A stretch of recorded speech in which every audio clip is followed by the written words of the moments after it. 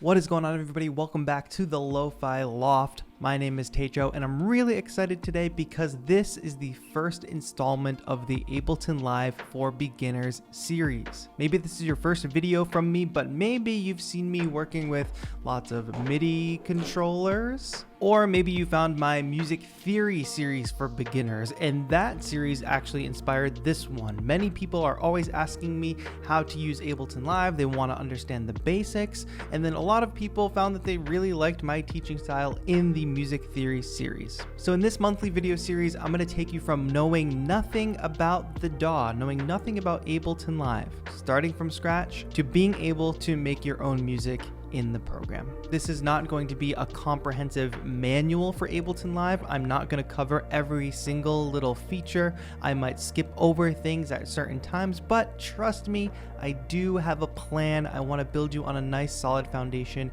and my goal, like I said, is to get you to be able to make your own music in the program, not to make you a technical expert in the program. I hope that makes sense. So this is hopefully a practical approach. And I also want to thank DistroKid for sponsoring this series. I'll tell you a little more about them later. But first, let's open up Ableton Live for the very first time and learn how to navigate around the program and start recording our first sounds.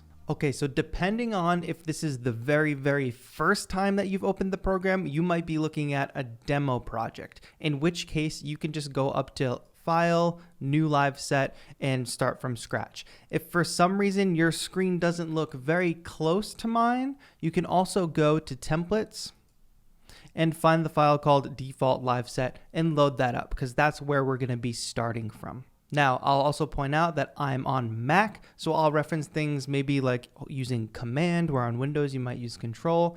And also, I'm using Ableton Live Suite, and I do recommend that you use at least Ableton Live Standard, but just know I'm going to try to make this as open as possible and not use too many of the fancy features of Suite that might not be included for everybody. But also on Ableton's website, you can download a free trial and follow along with this if you want. Okay, so now that we have our blank slate, this is what Live pretty much looks like every time you open it. Let's talk about how to navigate around this, because if you've used other music making programs, you probably have noticed that it looks pretty different than other music making programs. And here's why. The first view that Ableton Live gives you is called Session View, and they give you 4 tracks to start with, 2 MIDI tracks and 2 audio tracks. MIDI tracks are for instruments that live inside the computer, like virtual instruments. Audio tracks are for when we're recording things outside of the computer, like with a microphone or if we plug a guitar in, that sort of thing. And right at the start, if you try to make any sound, maybe you even have a MIDI keyboard plugged in or something, you couldn't make any sound because we haven't loaded any instruments yet. How do we load an instrument? Well, look over here in our browser. This is where we're going to find all of the things that we need to make music, basically. There are these broad categories, one being sounds, which is just like a little too broad. So we're going to probably switch between drums and instruments for the most part. And these are the sounds that are contained within Ableton Live, like the sounds that come with the program. And remember how I said that the instruments in the program, the virtual instruments, those are going to go on a MIDI track right here, labeled MIDI and labeled MIDI. So why don't we go ahead and try to load up a simple synth. Now here's where this might get confusing. Let's click on Instruments. You might see a bunch of words here that mean nothing to you. And that's because these are a bunch of words that generally represent Ableton's stock synthesizers. Like if you went to a synth store and you saw a synth on the wall and it was called Juno synth, that's essentially what this is. You're walking into the store and on the wall there are a bunch of synths.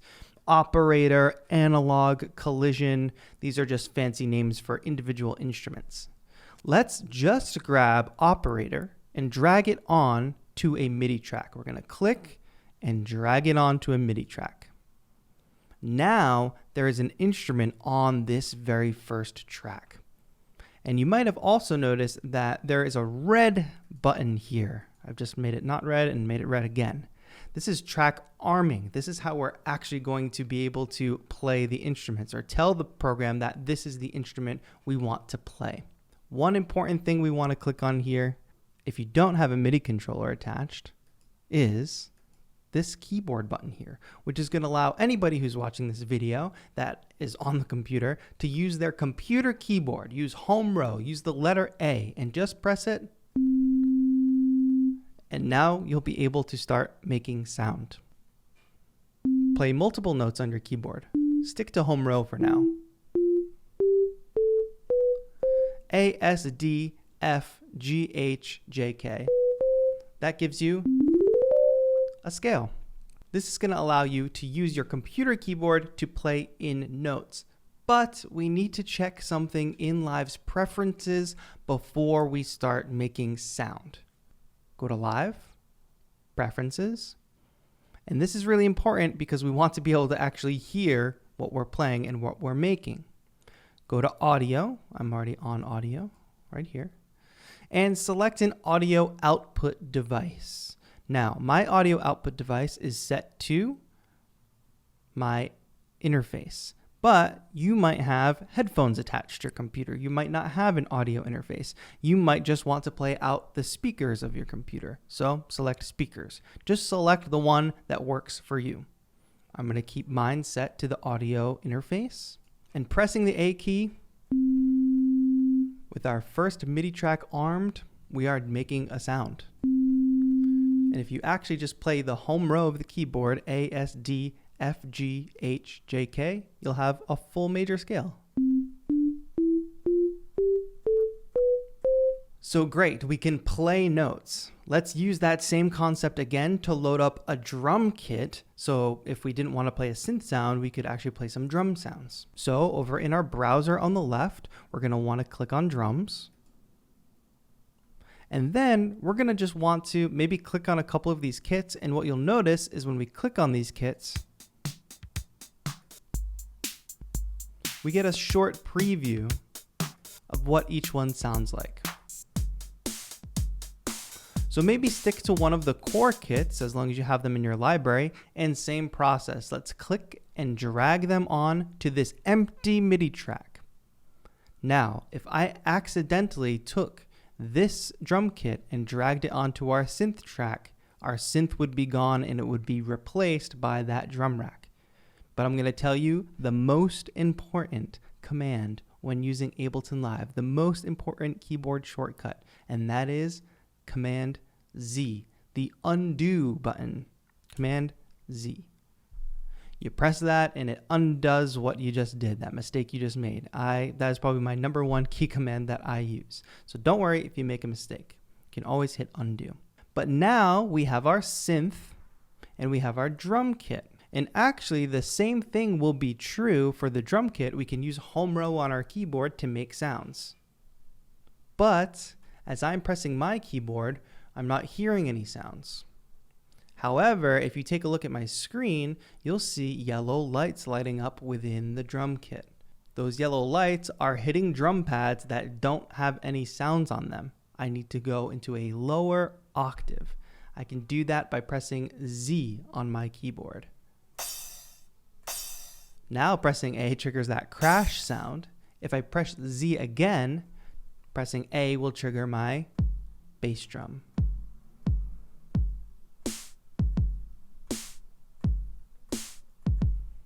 And as you might have guessed, playing home row will give you access to a selection of drums from that drum kit. Now, real quick, if your interface looks like mine with this center section that says MIDI from and monitor and audio to and all that, we're not going to use that right now. So let's get rid of that by pressing I-O. Great, it's gone. And just take a little note that there are these little buttons in places that you might not have noticed. I'll point out when they're important when we get to them. And one more quick thing to note before we go on is that there is a little window in the bottom left. If you don't have access to that window, just click that arrow there in the bottom left. And this is a very, very helpful window because if I hover over anything like the drums, it will say click here to access all of your installed drum presets. Great. Or if I click here, it tells me it's the track title bar, a clip slot, which we'll get to in a moment, and the arm recording button. It tells us exactly what that is. So if you ever need a reference, that guide is always there. Really quick, remember, we added in the drum kit, and what happened was it automatically armed the drum kit. So now, those are the notes I can play. I can even play them on my MIDI keyboard. But what if I want to go back to the synth? Well, we have to arm it. And now, and remember how we used Z to go down octaves for our drums? Well, we can use X to go up octaves as well. That works for the synths too. Now we're back on our synth because we armed it. And when we want to go back and forth between those, all we have to do is arm them. That is a really key function of live. You have to arm the track that you want to play. If there's no red light, it can't receive any information for us to play. One additional thing I'd like to show you in loading up sounds before we get to actually how do we record these sounds is, let's go back to instruments this time. And remember when we just clicked and dragged the operator synth onto a track? Well, I'm not going to do that this time. Instead, what I'm going to do is open this folder, which if you notice, there's a bunch of categories here, and these are types of sounds, because before we just dropped the basic version of the synth onto the track. But what Live actually has is a library of presets that all have a unique sound to them. And just like when we clicked on the drums, clicking on an instrument preset will give us a small preview of what the sound sounds like. And if it's repeating infinitely like this, just press the space bar and it will stop. So now what do? We've used up both of our MIDI tracks. Can we take this MIDI instrument, this bell instrument, and drop it on an audio track? No, we cannot. We see the no symbol there. In the bottom, we're getting an orange notification that says only audio effects can be inserted onto an audio track. So what do? Well, we can take our new instrument and drag it right here where it says drop files and devices. This is just like empty space. And you don't have to do this, but just to demonstrate that, if we find another instrument that we like, we can drag it there. If we find another instrument like, we can drag it there and just keep filling that space. And as we fill it up, again, this is just for demonstration purposes. Oh, we're out of space. Oh, but it scrolls. We have a little scroll bar here. So you can just keep stacking and stacking instruments as you want. And do notice again that as I dropped in this instrument, it automatically armed. I can test it on home row with my keyboard, as long as my keyboard icon up here is selected. And I don't like any of those sounds that I just added. So let me just click on the title bar of a track where it says the title and press delete. Of course, I can right click and press delete as well. Delete, delete. And now just to test, go ahead and touch home row of your keyboard. You should not be hearing sound, or why am I not hearing sound? You should know. And it's because none of the tracks are armed. So let's arm track 5, the basic brushes. And there we go. We've loaded up another synth sound. And hey, maybe you're not even going to record audio today. Like, we're not going to record audio today. We're going to do that in the next lesson. So I'm going to click on both these audio tracks and delete them. Okay, so we've learned to load up sounds. We've learned how to arm them to start playing them. We've loaded up synth sounds and drum sounds, and we've kind of learned very basically how to navigate the browser between drum and instrument sounds. Now I want to show you how to actually record some of those sounds, record your musical ideas. But before we do that, let me tell you about the sponsor for today's video, DistroKid. DistroKid is the easiest way for musicians to get their music on the most popular music stores and places people listen to music, like Spotify, Apple Music, Tidal, Amazon, even TikTok. I've been using DistroKid since way before they ever sponsored content on this channel, and the reason that I went with DistroKid is because of their motto, be prolific, meaning that you pay once annually, you pay one time per year, and you can upload as much music as you want. No more paying per album or paying per song release. With a DistroKid account, paying $19.99 a year allows you to upload unlimited songs to all of those services that I mentioned and more. You keep 100% of your earnings and get paid monthly. There's even ways to split your payments if you have a team or if you're a singer that works with a producer. You can split that all within DistroKid, and a bunch of other really cool features that DistroKid has for artists beyond being able to get your music on all those stores. And I'm going to be talking about those throughout this series, a different feature of DistroKid in each video as we work our way through Ableton Live. They boast being able to get your music up on stores 10 to 20 times faster than their competition. And also, as an artist, I can attest to this, but they have really fast payouts as well when it's time to get paid. So if you're ready to start putting music out there on those stores and that all sounds good to you, use the link in the description to get 7% off your subscription to DistroKid. Thank you again to DistroKid for sponsoring this video. And now let's get you recording some of these sounds in Ableton Live. Okay, so now that we've loaded up our 2 synth sounds, we know how to go into the browser, select instruments or drums, whichever we prefer. Let's use instruments as an example. We can select the name of a synth that we like. Maybe we'll select operator, or maybe we'll select analog. Dragging just the word analog in gives me the default setting of the synthesizer, but going into this menu here, deeper into the folders, gives me access to different presets. I can click and drag and drop a preset in, and if I do that on an existing track, it will replace it, and if I do it in this empty space here, it will add a new track. Let's replace it.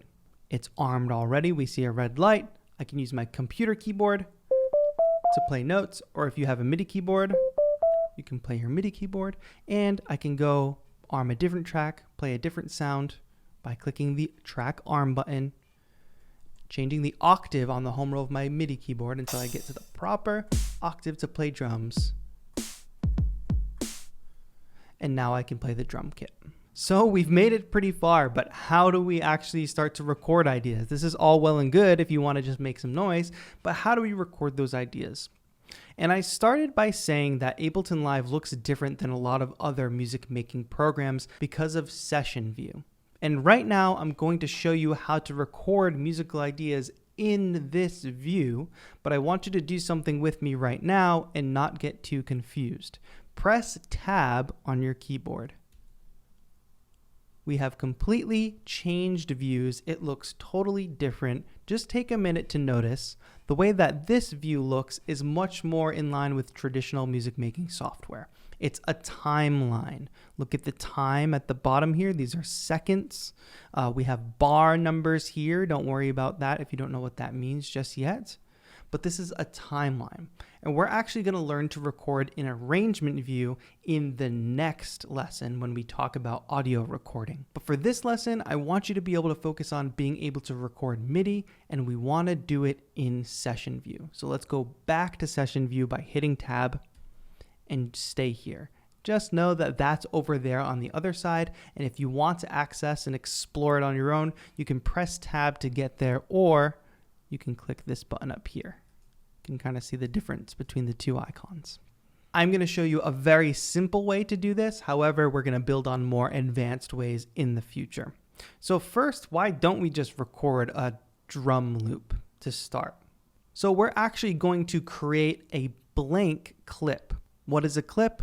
A clip can be a short musical idea or a long musical idea. It can be a loop, which is how we're going to use it right now. And each of these little rectangles on each track is called a clip slot. They can each hold a individual clip, individual musical idea, or individual loop. The fast way to create a clip is to click on one of these clip slots and double click actually.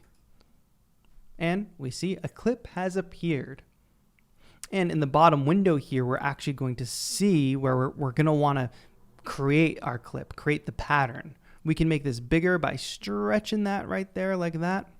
And if, say, you're not looking at this same screen, you're still looking at the settings of the drum kit, you can flip back and forth between these modes. This lets you look at the device, the drum kit, or the synth. This window lets you look at the MIDI clip. MIDI being how we sequence notes in these instruments that live inside the computer. So let's make a very, very basic drum loop here using bass drum and using snare drum. Just like I double clicked to insert a clip, I can also double click to insert notes in these little cells here. See all these little rectangles going across? Just follow my lead here and you'll understand how this works. We're going to double click in the first bass drum slot. We're going to put another bass drum note over here on beat 3. You'll notice this says 1, 1.2, 1.3, 1.4. That's beats 1, 2, 3, and 4. Don't worry about the other numbers for now. So we've got a bass drum hit on beat 1, bass drum hit on beat 3. Now find a sound that's like a snare or a clap in whatever kit you chose. And let's put that snare drum on beats 2 and 4. Remember, 1.2, 1.4. Now, we're not hearing anything, but you might have noticed that there is a play button on our little clip here. And if we press that play button, our clip will start playing. And as you might have noticed, it's actually looping. And it's going to keep looping. But how do we stop it? There's 2 ways to stop it. First of all, you can stop the whole project. You can stop everything by pressing spacebar on your keyboard. You can start it up again as long as that green play button is still there by pressing play again. And you'll also notice that this kind of master play stop and record button are at the top here. The project is playing, not just this clip. This will come in handy when multiple clips are playing. We'll get into that in a minute. Well, if you wanted to stop the whole project but not using spacebar, clicking that stop button will work as well.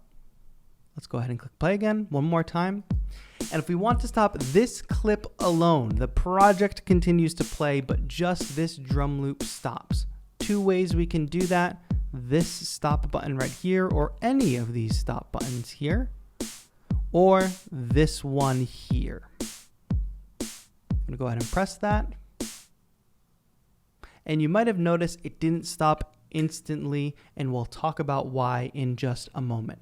But since we so easily made that drum loop, let's go ahead and make another loop, same process, but on one of our synth tracks. I'll double click to create a blank clip. Here's where having a little bit of music theory knowledge will definitely come in handy. I've got my whole music theory series to help you understand scales, notes, and sounds, etc. But we can do this a couple different ways. We can draw the notes in like we did with the drums. So let's just go crazy and just double click a few notes in here. Less is more, especially if you don't know what you're doing. Just double click some notes in. You notice this is a piano keyboard here. If you stick with the white keys and you don't know too much about music theory or melodies, you'll be pretty safe. So I've just drawn in a bunch of random notes. Let me click play on that clip.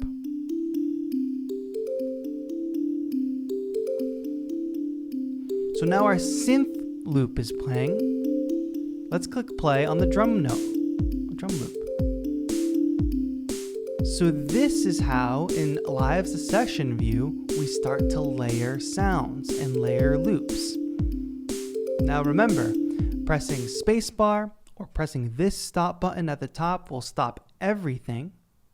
Pressing spacebar again or clicking this play button will play all playing clips in the project, but using these individual stop buttons will stop individual clips on individual tracks. So now just the drums are playing. Let's bring back in the synth by clicking play. Notice how it didn't play immediately, but it sounds good. Let's stop drums. And let's stop synth. For your first Ableton Live lesson, being able to just create these little clips and little loops, have them play together, being able to load in new sounds if we choose, I feel like that's a big step. But I'll give you one more thing to play with between now and our next video lesson. You can click on any clip, right click, and duplicate if you want. You can also click on a clip and hit Command D, and that will duplicate a clip. Now the reason I'm duplicating these clips, they're exact copies of each other when I duplicate them. You see nothing is changing down in this window when I click on these. Same for the drums. Let's go ahead and make a drum pattern in this second row here. Let's add a hi-hat, a steady hi-hat. I'm going to do every other box here and create a steady hi-hat pattern. If you know a little bit about music already and music theory, then you can go to town and start creating your own patterns for sure. But this is just for everybody who's learning both music and the program at the same time. So now I have a version of the drums with hi-hat, but if I go back to this version and press play, it's a version without the hi-hat. Now, I'm going to stop that clip for now. Let's use the same logic with our synth clip here. We're going to take the same exact pattern that we made and that we like, and we're just going to make some changes to it. Let's go ahead and click on just a single note. You can like highlight like this, clicking and dragging. But we can also go to the edge of a note, make that bracket, and make these notes longer. Let's make just these two C notes super long. We could even just change the melody in general. Move these notes around. Remember, I'm sticking with the white keys because I'm assuming some of you might not know about music, and sticking with the white keys will give you a pleasant sound to start. So now we have two melodic clips.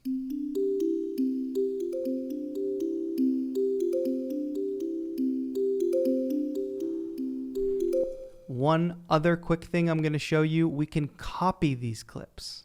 Right click, copy, or Command C, and we can paste them onto the other instruments. So now that same melody is on our operator synth. Let me stop the instrument on track 3 and let me play the instrument now on the operator synth.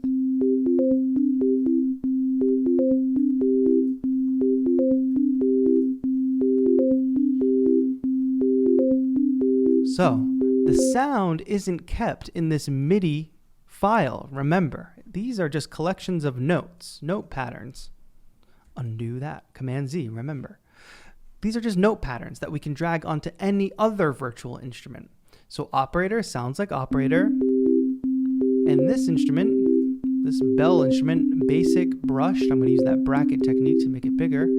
Brushed bells sounds like that. And now real quick, I want the operator to be less loud.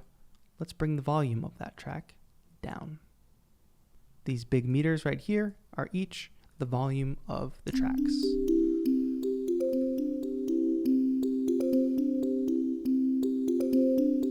And now let's press play on drums. And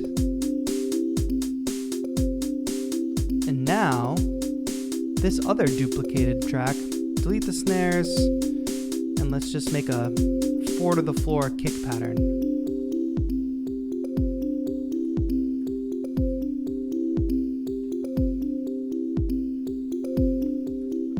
And one thing that happened here when I wrote in these kick notes is that they came in very quietly, because notes can either play hard or soft. We can adjust how hard or soft they're played by adjusting the velocity like this.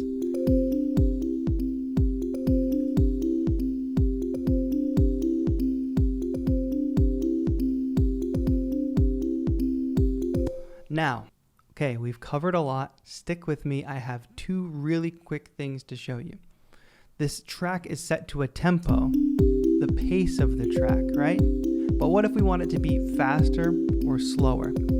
That's this number right here, 120 beats per minute, or BPM. Let's lower it. I'm just clicking and dragging down to lower it. You can also just click in this field and type a number. Press enter.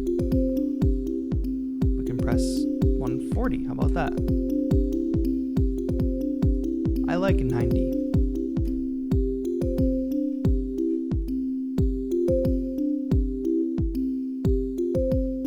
And from there, we could build on this track. We could enter in different clips throughout here, all of these being empty. But what if we want to use our MIDI controller or our keyboard like I've showed you to play in these notes? Well, let's arm our track. let's select this blank clip. Now this blank clip isn't playing yet. This one is, so I need to press play on that. We're not getting any sound. But now if I play a note, I'm using my computer keyboard, pressing G. Go an octave up. One more octave up with X. Just pressing the G key on my keyboard. Let's do G and A.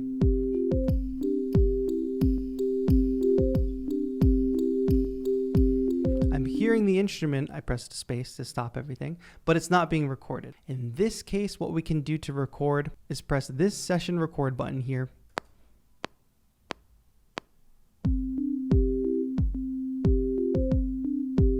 Live just counted me in 4 beats, but our red arrow here indicates that any note we play is going to be recorded into that blank clip. So watch the notes appear while we play them. 2, ready, go. And I stopped playing knowing that the loop was going to come back around. Let's get out of the recording mode by pressing that session button. It's not red anymore, it's just playing like a normal clip. And now we've recorded in notes into an empty clip. Of course, you might want a longer loop. So if you double click in and create a 1-bar loop, you can do things like duplicate the length. Now it's 2 bars. You can duplicate that again to get 4 bars, an even longer clip, which you can see takes a lot longer to get through. This is enough for you to start playing with and start making your own creations within Ableton Live. Like I said, we didn't record any audio yet. We also did not utilize the arrangement view. Remember, I pressed tab to see that. And there's a lot of other things we did not cover, but hopefully this is a good basis where you can actually start loading in instruments, playing them with your controller or your computer keyboard, and recording in basic patterns. There's other nuances to timing and how Ableton Live's clock and looping works, but we're gonna get to those in the future installments. For now, I know this was a long one. Thank you all so much for watching. Leave any questions, comments you might have below. Stay tuned for the next installment. And if you do need to learn a little bit more about music theory in general, I have a really approachable series that'll pop on the screen now.